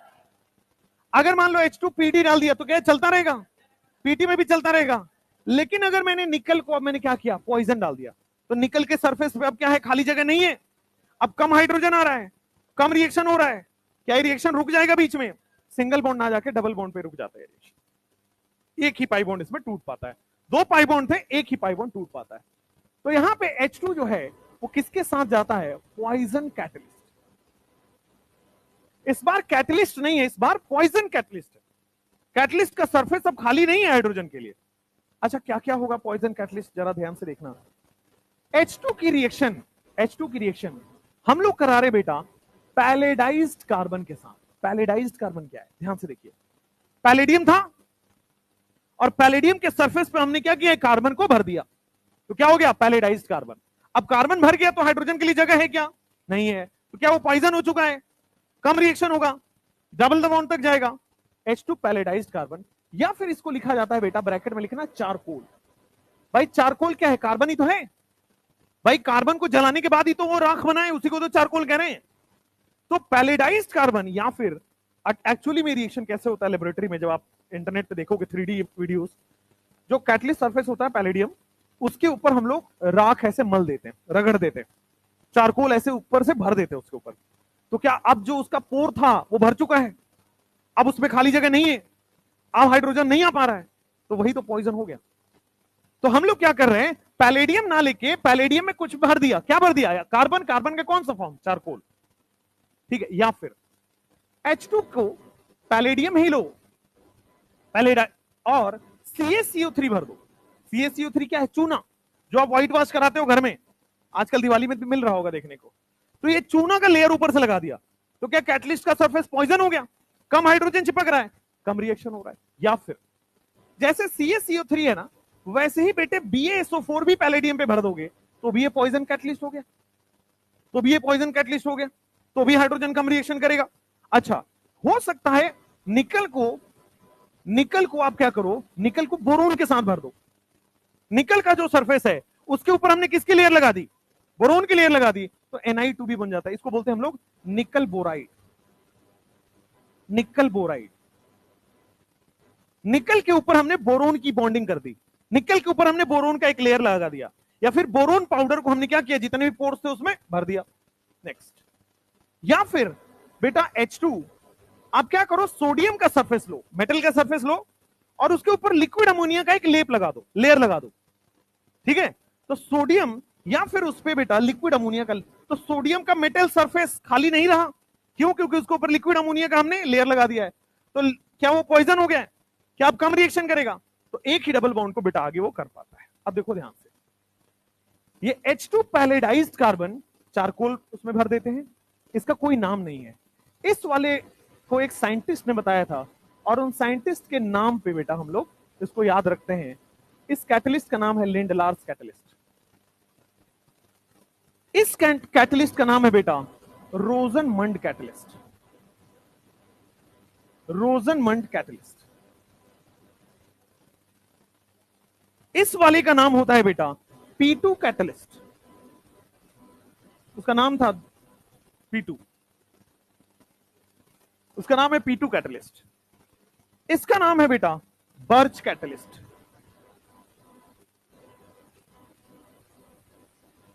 यस, ऑल आर ऑन, जितने भी कैटलिस्ट के नाम है।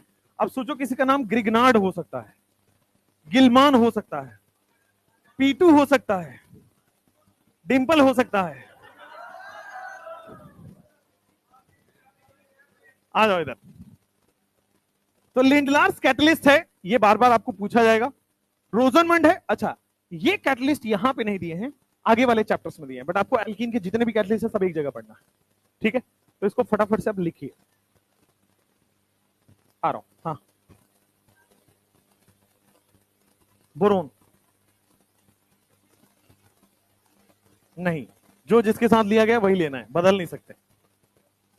क्यों? ऐसे थोड़ी है, मिट्टी लगा दो वो भी तो भर जाएगा, ऐसे थोड़ी है बात। जहां रिएक्शन होता है वही वाला लेते हैं, राइट? ऐसा थोड़ी है कि कोई भी लेयर हमने ऊपर लगा दिया, दैट इज नॉट पॉसिबल। हाँ, ये वाला, हाँ हाँ, नाम पूछा जाता है, नाम इंपॉर्टेंट है। What is the product formed after reaction with रोजनमंड, ये पूछा गया है, जल्दी लिखो फटाफट।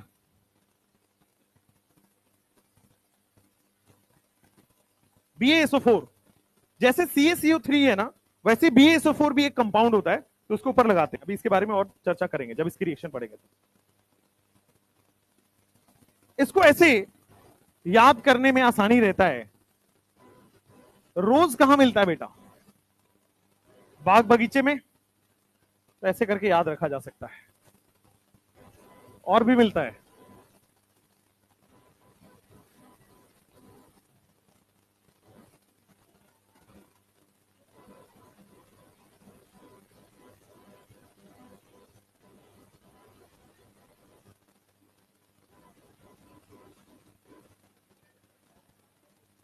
हाँ शांत। तो P2 कैटलिस्ट है, रोजनमंड कैटलिस्ट है, ये सब आपसे पूछा जाता है। लिख लिया आपने? तो जल्दी लिखो। ये जो आपके सामने, ये जो आपके सामने पैलेडाइज्ड कार्बन, इसको लिखना चाहो लिख लो, इसका नाम होता है बेटे पैलेडाइज्ड कार्बन। पैरालाइज नहीं है, पैलेडाइज्ड है वो।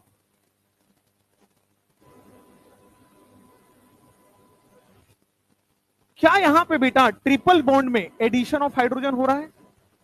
भाई ट्रिपल बॉन्ड से डबल बॉन्ड बन रहा है, पाई बॉन्ड हट रहा है, तो क्या हो रहा होगा? एडिशन ऑफ हाइड्रोजन ही तो हो रहा है। अच्छा, यहां पे बेटा सिन एडिशन ऑफ हाइड्रोजन होता है इन सबके साथ, मतलब हाइड्रोजन सेम साइड से ऐड होता है, ठीक है? सेम साइड से ऐड होता है इन सारों के साथ, palladised, Lindlar, Rosenmund, P2। Birch reduction के साथ बेटा एंटी एडिशन ऑफ H2 होना होता है। मैकेनिज्म में समझेंगे, एंटी एडिशन ऑफ हाइड्रोजन संबंध। इसका मैकेनिज्म सिलेबस में नहीं है, अगर आपको समझना है क्यों तो स्पेशल व्यवस्था है, अकेले में मिलिए। सिन एडिशन ऑफ हाइड्रोजन से बेटा जब सेम साइड से ऐड होगा तो क्या सिस एल्कीन बनेगा, और जब आपके सामने एंटी एडिशन होगा तो क्या ट्रांस एल्कीन बनेगा? बिल्कुल सही बात है, ट्रांस एल्कीन बन जाएगा। हाँ, ये सब पढ़ क्यों रहे हैं? एक हॉस्पिटल है बेटा रांची में, कांके, ये सब जब सवाल आने लगे तो इसका मतलब आप उस हॉस्पिटल के पेशेंट बनते जा रहे हैं।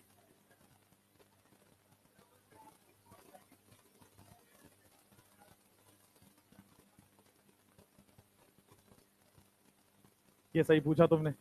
ये वाला चारकोल कॉस्मेटिक्स में जो यूज होता है वही वाला चारकोल, हाँ वही है, सेम है, दैट इज ओनली चारकोल।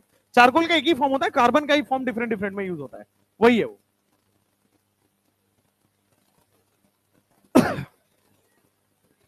हो गया शांत, क्या ये हो गया? स्लो लिखते हो यार तुम लोग।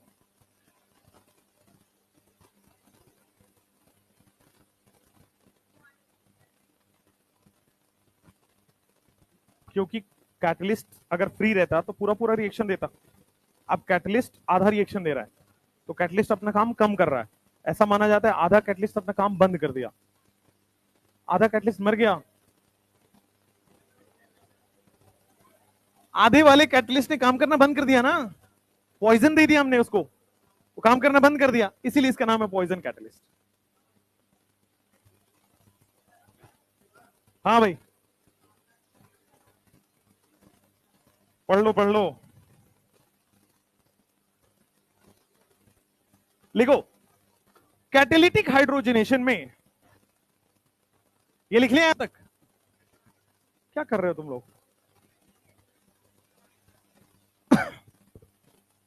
हो गया ना? लिखे डेफिनेशन इसका, चलो लिखो। उसी के नीचे आप लिखना addition of hydrogen, addition of hydrogen is done in presence of, addition of hydrogen is done in presence of poison catalyst। किसके प्रेजेंस में होता है? पॉइजन कैटलिस्ट के प्रेजेंस में होता है। Addition of hydrogen is done in presence of poison catalyst. कौन कौन से पॉइजन कैटलिस्ट होते हैं? लाइक क्या आपके सामने पैलेडाइज्ड कार्बन होता है? क्या आपके सामने लाइक H2 पैलेडाइज्ड कार्बन बोलते हैं उसको, या फिर H2PdCaCO3 बोलते हैं, या फिर H2BaSO4 बोलते हैं, H2PdBaSO4 रोजनमंड, या फिर H2 निकल बोराइड Ni2B P2 कैटलिस्ट बोलते हैं, या फिर H2 सोडियम लिक्विड अमोनिया, ये ट्रांस एल्कीन बनाता है और एंटी एडिशन देता है। Addition of hydrogen in presence of poison catalyst ये होता है। अब लिखो पॉइजन कैटलिस्ट का काम क्या होता है? पॉइजन एड्स टू, जो पॉइजन है, जो एक्स्ट्रा एलिमेंट उसको पॉइजन बोल रहे हैं, poison adds to metal surface. Poison क्या मेटल सरफेस पे जाके चिपक गया एंड मेटल सरफेस पे जाके पॉइजन लग गया, तो हुआ क्या उससे? हाइड्रोजन का एड्सॉर्प्शन कम हो गया, एड्सॉर्प्शन ऑफ हाइड्रोजन रिड्यूसेस, और इस वजह से adsorption of hydrogen reduces, adsorption of hydrogen क्या हो गया आपका? कम हो गया, and therefore partial hydrogenation takes place। complete hydrogenation हो रहा है या partial hydrogenation हो रहा है? अधूरा partial hydrogenation takes place। और partial hydrogenation हो रहा है तो एल्काइन से क्या बन रहा है आपके पास? एल्कीन।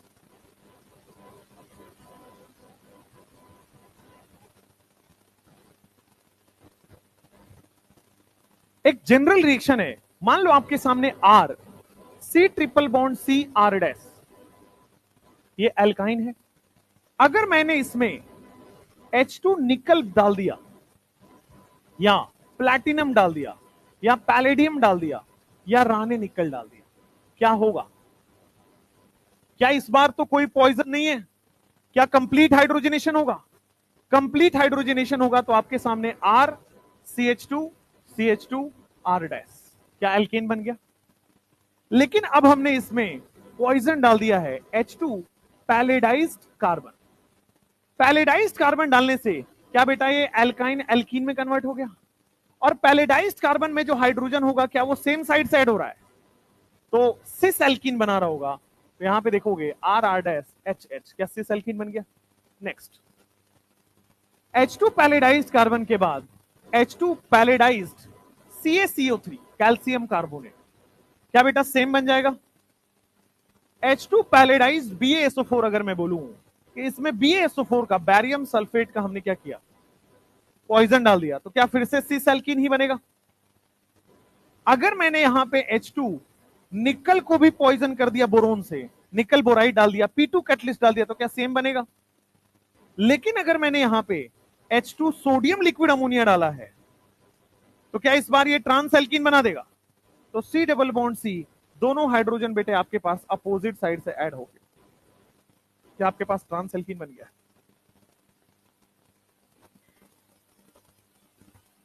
पार्शियल हाइड्रोजनेशन होता है एल्काइन से एल्कीन बनाने के लिए, कंप्लीट हाइड्रोजनेशन हमने ऑलरेडी पढ़ रखा है।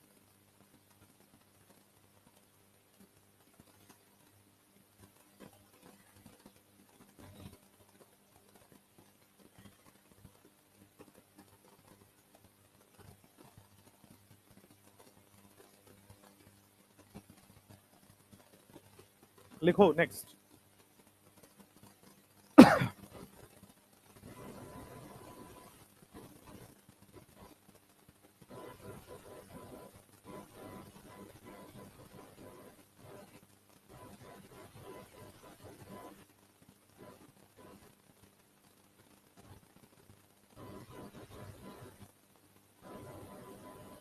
अगर मैं इसकी रिएक्शन H2 निकल के साथ या प्लैटिनम के साथ या पैलेडियम के साथ करा रहा हूं तो क्या बनेगा? H2 पैलेडाइज्ड कार्बन के साथ बना रहा हूं तो क्या बनेगा? H2 पैलेडाइज्ड CaCO3 के साथ बना रहा हूं तो क्या बनेगा? H2PD BaSO4 के साथ बना रहा हूं तो क्या बनेगा? और H2Ni2B के साथ करेंगे तो क्या बनेगा? और H2 सोडियम लिक्विड अमोनिया के साथ दे रहे हैं तो क्या बनेगा?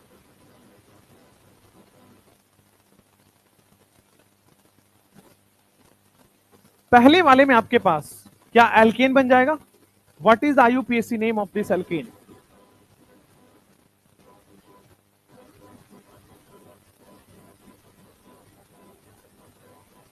टू मिथाइल पेंटेन बन रहा है, अच्छी बात है। पैलेडाइज्ड कार्बन में क्या ये एल्कीन सिस एल्कीन बनेगा? तो एक तरफ हमने क्या डाल दिया ये, और एक तरफ डाल दिया H। H तो सेम साइड ही जुड़ेगा। ऊपर के साइड क्या बेटा आइसोप्रोपाइल जुड़ा हुआ है, देख लो ऊपर के साइड आइसोप्रोपाइल जुड़ा हुआ है। क्या सेम ही इसमें बनेगा? सेम ही यहां, सेम ही यहां, लेकिन क्या यहां पे ट्रांस बन जाएगा? एक तरफ तो आपके पास आइसोप्रोपाइल है, दूसरी तरफ आपके पास मिथाइल है, इधर H और इधर H जुड़ जाएगा, क्या यही प्रोडक्ट बनेगा?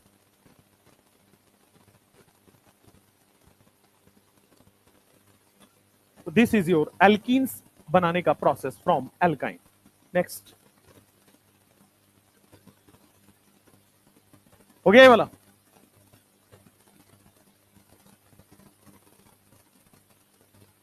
एक और है, फिर नोट है।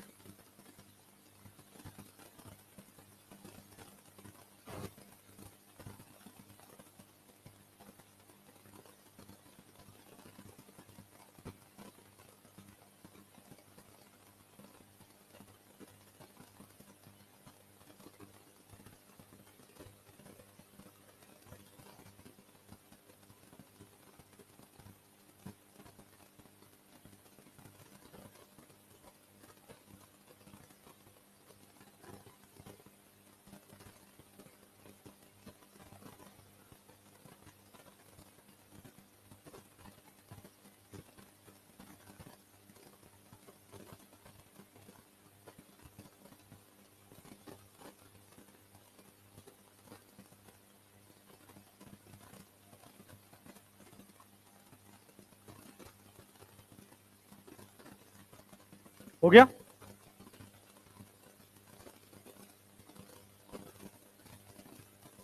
इस पूरे प्रोसेस का नाम क्या है?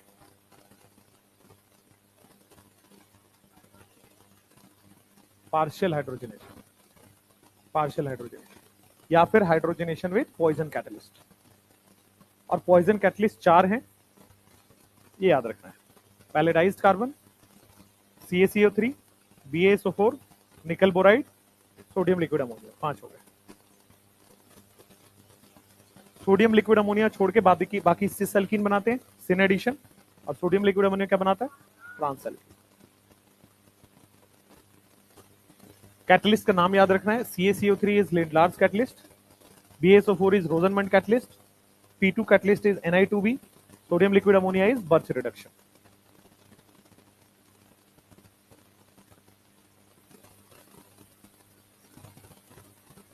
एक और है आपके पास, करें? हे भगवान, यहां पे एक नोट लिखो। नोट ये है कि ये सारा रिएक्शन में सॉल्वेंट का काम हम लोग सॉल्वेंट भी यूज करते हैं। In this reaction solvent is also used, और सॉल्वेंट का नाम होता है बेटा quinoline. In partial hydrogenation a solvent is used, और इस सॉल्वेंट का नाम होता है क्विनोलिन।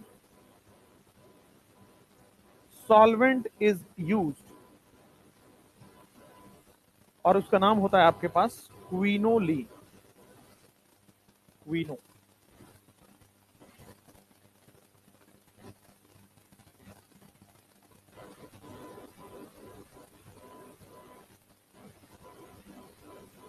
और क्विनोलिन को बेटा हम लोग रखते हैं इन presence of sulphur, otherwise quinoline highly reactive होता है, रिएक्शन कर जाएगा। तो quinoline in the presence of sulphur, ये याद रखेंगे सॉल्वेंट क्या होता है। Solvent is quinoline in the presence of sulphur. Quinoline reactive होता है, आगे पढ़ना है फिनॉल चैप्टर में, क्विनोलिन के बारे में पढ़ना है। क्विनोलिन रिएक्टिव होता है, सल्फर उसको क्या करता है, रिएक्शन होने से बचाता है।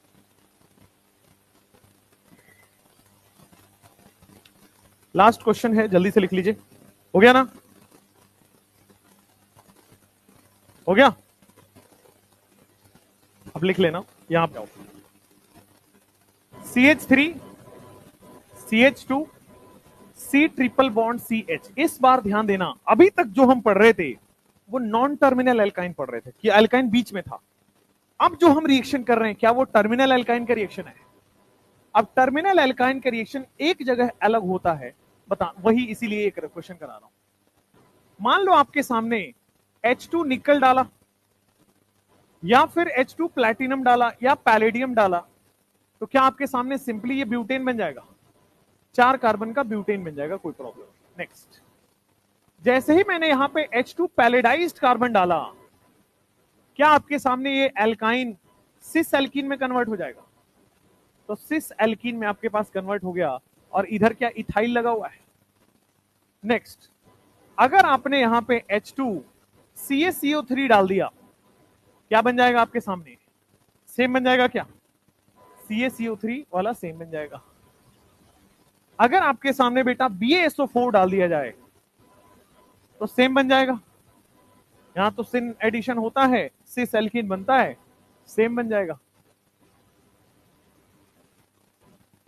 H2 निकल बोराइड अगर किया जाए तो भी सेम बनता है, सेम बन जाएगा।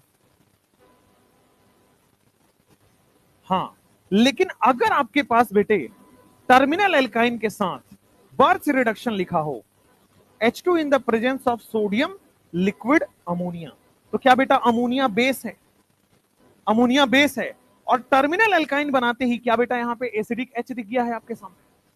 टर्मिनल एल्काइन में इस बार क्या एसिडिक H दिख गया है, तो टर्मिनल एल्काइन के साथ वो ट्रांस एल्कीन नहीं देगा, एसिड बेस रिएक्शन हो जाएगा।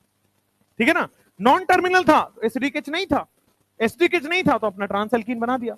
बट अगर यहां पे एसिडिक H है तो मैंने बताया हुआ है एसिडिक H जो है और एसिड बेस रिएक्शन जो है सबसे फास्टेस्ट रिएक्शन होता है, सबसे पहले वही होता है रिएक्शन में।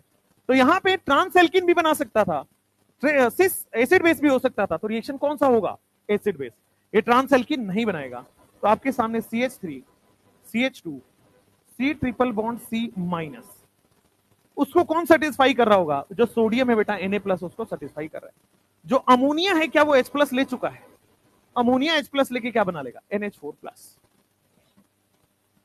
तो in case of terminal alkyne जो sodium liquid ammonia Birch reduction है वो क्या दे देता है? Acid base reaction.